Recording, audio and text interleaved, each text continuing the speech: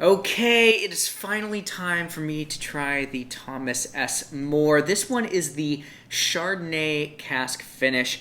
Take a look at that right there. A couple of other finishes. This one's the Chardonnay cask. This is coming in at 97.9 proof. So we're flirting with that 100 proof mark. Not quite there, but it should have be high enough to give it a nice oomph. The whiskey aficionados might know Thomas S. More's name, kind of from the history books. He actually went on to found what would eventually become the Barton 1792 distillery. Getting the years correct, he founded it in 1889. So 1792 doesn't actually refer to the date of the distillery being founded. It actually refers to the date that Kentucky became a state. Something that I actually learned recently. This one's kind of interesting. So, I mean, obviously, there's a lot of legacy to the Thomas S. More line. It's a gorgeous bottle. I mean, really tall, clean, very elegant, actually, overall. As for the whiskey, it basically says this is a well-aged Kentucky straight bourbon whiskey. Research indicates this is probably somewhere in the 5 to 8 year range for the whiskey itself. But then, of course, you have the Chardonnay wine finish. And again, on the back of the bottle, it just says left to mature for several more years. So several more years, okay, 2, 3, I'm not sure. Probably somewhere in that range. But of course, this is Bardstown, Kentucky. So this is I'm quite looking forward to extended cask finish. So this is not something that they popped in Chardonnay cask for like 6 months and called it a day. So I'm gonna try it. I mean, already in the bottle, you can see just such a rich color. Let's see if that carries through to the glass. All right. I mean, absolutely. This thing is like ruby red in its color. Really beautiful. Just golden highlights, amber, ruby color. All right, let's give it a taste.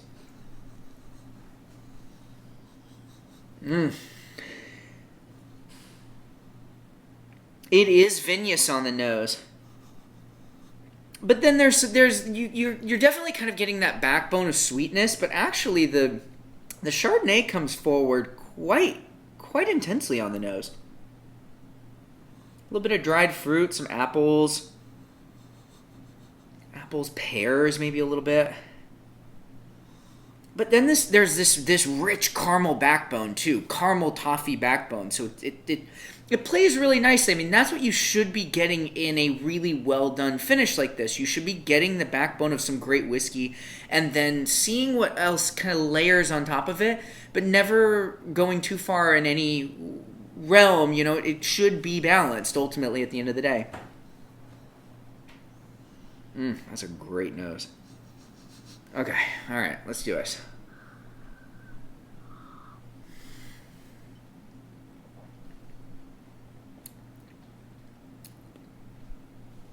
Oh, almost like this cherry wood thing happening. A lot more wood coming through than I would have expected. Of course, again, extended aging. Wow, that's lovely.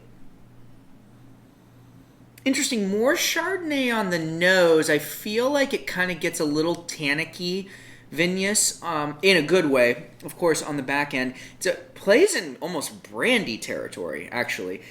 Whereas Chardonnay is buttery, and I do get a little bit of that buttery nature to this. The finish isn't overly dry. It's not like cutting dry. It actually does linger in the back of the mouth. You can kind of hear me talking like that. It's because it's really like sitting weighty back there.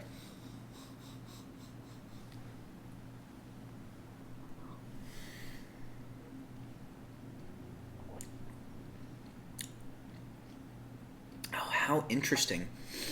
So, yeah, so now we've come. There's this like kind of nutty pastry thing that's happening, which is lovely. And then there's like, yeah, there's like this is like dried out fruits, brandy notes, and oh god, that's good.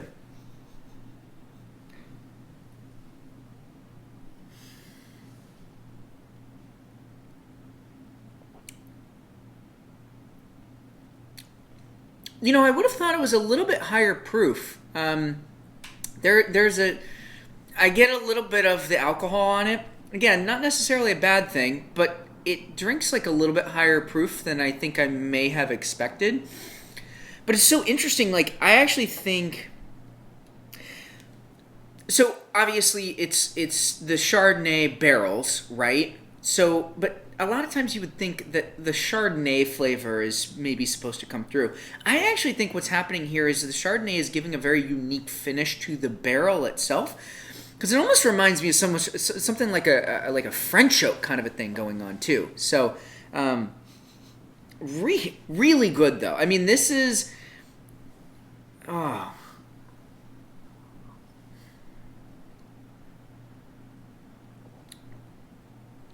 I'd give this like an A-. I think this is like right on the money for a unique barrel finish. I think this is something that the base whiskey is clearly fantastic, and you're getting this extra interesting layer of this lovely vinous-y, woody, peachy, apple-y thing happening on the barrel, and I very much like it.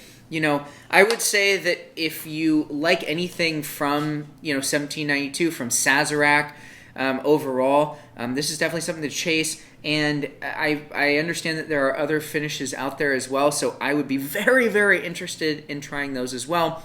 If you like videos like this, of course, please hit like. Please hit subscribe as well, because we do nothing but awesome content like this. On our YouTube channel, you'll also find our podcast where we go really deep with celebrity guests and master distillers, master blenders, people in the industry.